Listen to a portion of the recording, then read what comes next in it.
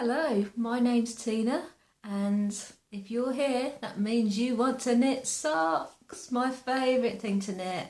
They're so much fun. There's so many different sock yarns to play with. So yeah, we're going to have so much fun doing this. So welcome to my craft room. This is your first step. Get it? See what I did there? To sock knitting. So today we're just going to be talking about what we're going to be doing and what you need, so you're all ready to get started. So first of all, you're going to need a pattern. So the pattern we are working from is the Unapologetic Knitter, my favourite vanilla socks, and this is just a stocking stitch sock with a gusset flap heel, and it's all going to be very straightforward.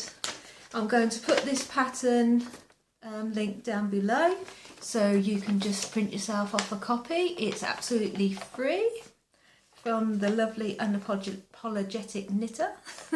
So take a look at that website and you can get that printed off. You are also going to need some yarn to knit with. So both of these ones, I've used a lot of the West Yorkshire spinners and I can highly recommend those. That is that. I can highly recommend them. They're really good sock yarns and real good workhorse. I wear them every day for work and they wash lovely. They're machine washable. Something to think about when you choose your sock yarn is to go for something that is washable, because you don't want to be thrown in the washing machine after you've just spent all that time making them and they end up the size of a 4-year-old's foot. So the yarn that you're looking for is a 4-ply, or you call it fingering in America. And there you go, 4-ply. And the content of it should be 75% wool and 25% nylon. Is that focusing? Okay. You have the nylon to make them stronger because they're going to be on your feet and they're going to be moving all the time, so you, especially on the heels, you don't want them to have holes in them, so that's why we go for that type of yarn. And you can get, as I say, these, looks like that. If it's self-striping, then it ends up like this, or like this. On these ones I've used a different colour, toes, heels and cuffs. But I suggest you can get a whole pair of socks just out of one ball. So if it's your first pair of socks, just buy the one ball. Don't invest in 2 balls that you're not going to probably use up if you don't want to do it again. You will, because you'll be addicted. Everyone gets addicted when they find out how easy it is. And that's the thing. I've only just about 2 years at the most been knitting socks. I've been knitting since I was a child. But I always thought socks were going to be really hard to do, because the only people I'd seen doing socks had DPNs, 5 needles all over the place, and it looked too complicated. But now, because we can do them in small circular, simple, really simple. So we're just going to use 1 ball, 100 grams, but some sock yarn comes in 50 grams. So if it's a 50-gram ball, where does it say? I can't see it.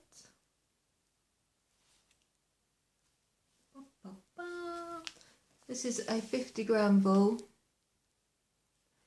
and this also should say content 75% wool and 25% acrylic.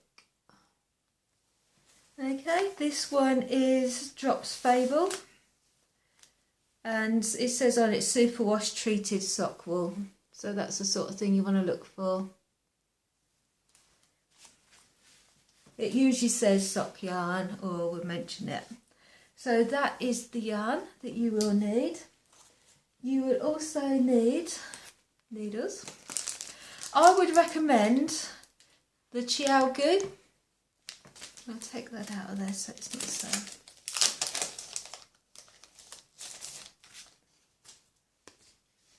The Chiaogoo ones, because I've heard that the knitters that try these for the first time, that usually do the magic loop or the DPNs, they can usually use these ones because they have a longer needle part on them, whereas some of the other companies have a longer cord and a shorter needle, and it's this piece that you're holding on to, and it can be quite fiddly to start with because they are very small.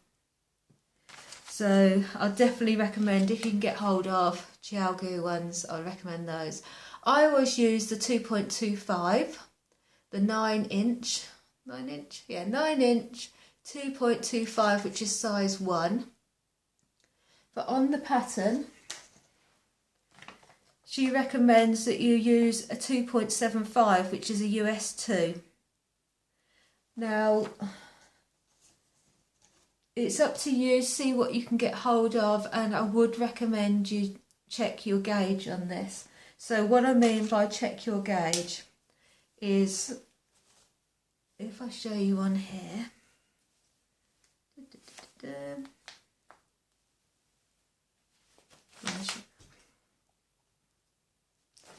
the gauge for this pattern, it says, the gauge for this pattern says 30 stitches and 42 rows equals 4 inches on that gauge there. So that's the gauge you want to have. So if you're a new knitter, I don't usually for socks ever do a gauge swatch, because I'm always 2.25 needles, 64, and you get to know your recipe for your sock. 64 stitch is what I go for, and I am a size 6, and that is a Euro 39 or a US 8.5. So I'm going to go for there's 3 different size socks on the pattern. So I'm going for the medium one because I'm a size 6. I'm going for the medium size, which is 64 stitches, because I know with those needles that's what I'm going to get. But if you're a new knitter, I would do a little swatch to see how your gauge is coming up. So what I mean by a gauge is where it says 30 stitches by 42 rows. So you don't have to do that big a swatch for a sock because it's not so big. If your gauge is out on a sweater, because there's so many stitches, if you're 2 stitches out, but then you've got 200 stitches, then it's going to times, and that is going to be, whatever the maths is, that many stitches out, so the size will be different. Because it's a sock and it's smaller, it's not going to be such an issue. So I would just do like a 3-inch swatch. Yeah, if you did just a 3-inch swatch, so a test swatch in stocking stitch, the cast on stitches for that width, and then just do a square, and then all you do is you have your ruler. If you don't understand any of this and you want me to go through it with you more, please contact me and I will, whether I need to do another video. So you just put your ruler on, your swatch, and literally you count your stitches to how many. So I'll do it the inches way because it's always in inches. So I recommend that you count how many stitches you've got in 2 inches, because it tells you how many stitches you've got in 4, so just half it. So you need 15 stitches for 4 inches. So just whatever needles you've got, just see, and then you'll know, because you do it the stitches and then you count your rows. So you just want to know how many stitches, what size it is, whether yours is coming up bigger or coming up smaller. And then you can either change the needle size, or you can change what size you're going to do. So if you were going to do the medium but it's coming up big, then you might want to go down to the smaller size. But as I say, if you're confused and you don't know what to do, if you send me a message on the video, one of the videos, then and just say, I've got these many stitches up on this, and we'll try and figure it out and work it out between us. So don't worry about it. But I would recommend you just see, as I say, if you're quite happy with your stitches and you think you have got a good tension, then you'll know what you need to do really, because as I say, if you're one of those sizes, so I am an average size. I'm sorry if this is very waffly and I'm confusing you. But as I say, I'm an average ladies size, which is a UK 6.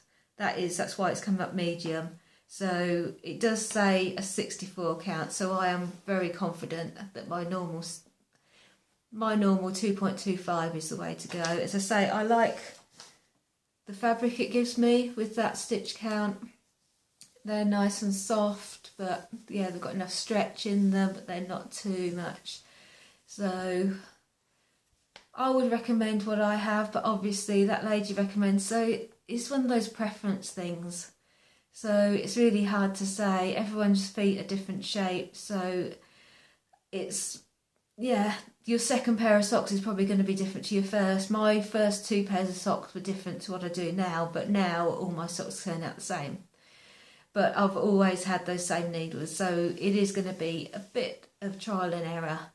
But yeah, just check that gauge. Even if you thought, well, I really don't want to do a gauge, I just want to start, then start, because all you're going to do is do the rib and then do some of this. So once you get down to here, you can literally check your gauge then, but be aware that you might have to take it back.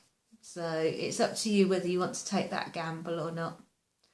But yeah, I mean, if you need any measurements to know what mine is, then you can ask me and I can measure it if that helps, just to let you know how big it is if you're worried about sizing. But socks do stretch quite a bit, so there is quite a bit of room there. It doesn't have to be a complete right size. There is a bit of room for, I mean, if they come up slightly big, then you can just wear them as house socks. But yeah, we don't want them too small, so you can't use them at all. So that's what the gauge swatch is all about. So you've got your pattern, you've got your needles, you've got your sock yarn. So all you need then is, and I've lost mine. I have actually, oh there it is. You just need a stitch marker, because like we did before, we're stitching in the round, so we're going to need at least 1 stitch marker. You're going to need probably a couple more when you get down to the heel. So if you play yourself with 3, like I said before, all you have to do is get 2 completely different colour yarns. So if I was using this and I didn't have any stitch markers, I could use just a piece of yarn tied in a knot to make a loop, and then I'd know that's my stitch marker. Don't go for anything that's very similar, because you might think it's a stitch and you don't want to do that. So I think we're all prepared. As I say, if I've confused you with my waffle, please let me know. Ask all the questions below. Hopefully when we get started it will all iron out. But if we do, when am I doing the first one? I'm doing the first one, I'm going to record on Wednesday. So if you have any questions, please get them to me before Wednesday if you can, or by Wednesday morning, and I'll try and answer them on the video, because it's obviously easier if you can see what I'm talking about rather than me sending you a message. But like I say, if there is any questions, then I will be doing quite regular updates on the socks. So even whatever video I'm doing, whether it's an update or a sock video, I'll try and answer the questions in those as well, so I can show you as well as answer you directly. So there we go, that is it. I'm excited, I hope you are too. As I say, socks are one of my favourite things to knit, and most people are scared before they start. As soon as they start, they don't want to stop. They love it, and it's so portable. As I said, those little needles that I've lost, these little needles, if you're just going anywhere, especially when you're doing sort of this part from here to here in the middle there, and from there to there, all you're doing is a knit stitch. So if you want to take them out for like car knitting, if you're taking kids to clubs or anything, or waiting for appointments, you can literally just get them out, do a few stitches. If your name gets called, you just throw it in your bag. You don't have to worry about any counting or anything, because literally I go as long as I want to go, and then, yeah, until you start getting to where your toes are, you know sort of roughly how long your fit is going to be. You know it's not going to stop there. So yeah, you can just carry on and enjoy it. So yes, really pleased you're on board with this, and yeah, let's get knitting socks. Yay! See you next time. Oh, subscribe. So if you're not subscribed already, so you know every time I put an update up, so you're not missing anything or searching for it. So I'll see you on the next sock one. Cuffs. It's all about the cuffs next time. Bye for now.